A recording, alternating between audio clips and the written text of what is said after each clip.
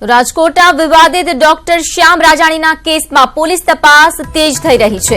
આ કેસમાં હવે ડોક્ટર શ્યામ રાજાણી સહિત 3 લોકો સામે બી ડિવિઝન પોલીસ સ્ટેશનમાં ફરિયાદ નોંધાઈ છે। સૂત્રાપાડાના પ્રાંસલી ગામના સરપંચે મયુર મોરીના ગુમ થવા મામલે ફરિયાદ દાખલ કરાવી છે।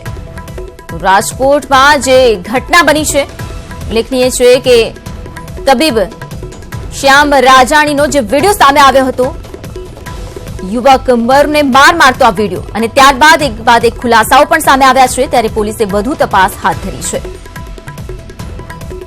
રાજકોટના બોગસ તબીબની પત્નીનો બીજો ઓડિયો પણ વાયરલ થયો છે। નવા ઓડિયોમાં કોર્પોરેશનના અન્ય અધિકારીઓ ડોક્ટર ચુનારા, ડોક્ટર પંકજ રાઠોડ અને ડોક્ટર વેસાણીના નામનો ઉલ્લેખ કરાયો છે। આ ઉપરાંત છોકરીઓ સપ્લાય કરવામાં આવતી હોવાનો આરોપ પણ લગાવવામાં આવ્યો છે।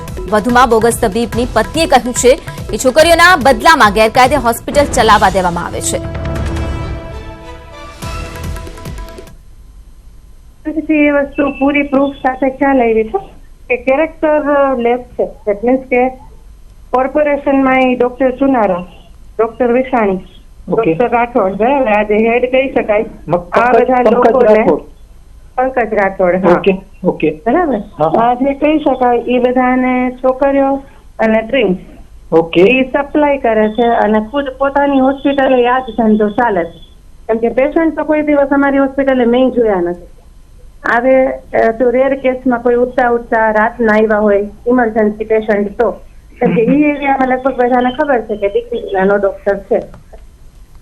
તો રાજકોટમાં એક ડોક્ટરે ભારે ચર્ચા જગાવી। આમ તો 15 વર્ષથી તે પોતાનો નકલી ધંધો ચલાવતો હતો, પણ પોતાના જ ક્લિનિકમાં કામ કરતા એક કર્મચારીને તેણે એવો ડોઝ આપ્યો કે ડોક્ટરનું જ ઓપરેશન થઈ ગયું।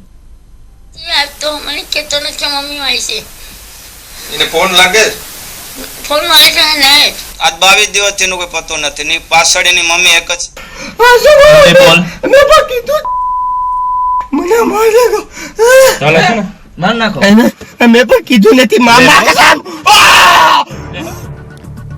યુવકને માર મારી રહેલો આ ડોક્ટર છે શ્યામ રાજાણી। શહેરના કુવાડવા રોડ પર લાઈફ કેર હોસ્પિટલ ધરાવતા ડોક્ટરનો હાલ ડિવોર્સ કેસ ચાલી રહ્યો છે। આ પત્ની સાથેના ડખામાં ડોક્ટર પોતાના જ ક્લિનિકમાં કામ કરતા મયુર મોરીને જવાબદાર માને છે। બસ આ વાતનો ખાર રાખી ડોક્ટરે યુવકને બેફામ માર માર્યો। આ ઘટના પછી મયુર મોરી નામનો યુવક લાપતા છે। 22 દિવસથી પુત્ર ઘરે ન આવતા પરિવારજનો પોલીસ સ્ટેશને પહોંચ્યા અને ડોક્ટરનો ભાંડો ફૂટી ગયો। જો કે આ ડોક્ટરે દોષનો ટોપલો મયુર પર ઢોળ્યો। વચ્ચે 1-2 વાર છોકરી યારે ખરાબ વર્તન, વાણી વર્તન વ્યવહાર, એની યારે ખરાબ કૃત્ય બધું કર્યું એટલે કાઢી મૂક્યો હતો। ઘરવાળીને એટલું ખરાબ ભરવાયું કાંઈ કારણ વગર, ત્યારે એને ખાલી જસ્ટ 2 ફડાકા મારી અને મેં અહીંથી કાઢી મૂક્યો છે।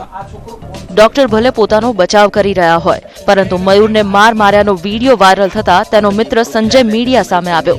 સંજયે કહ્યું કે મયુરના મોબાઈલમાં ડોક્ટરની કાળી કરતૂતો હતી।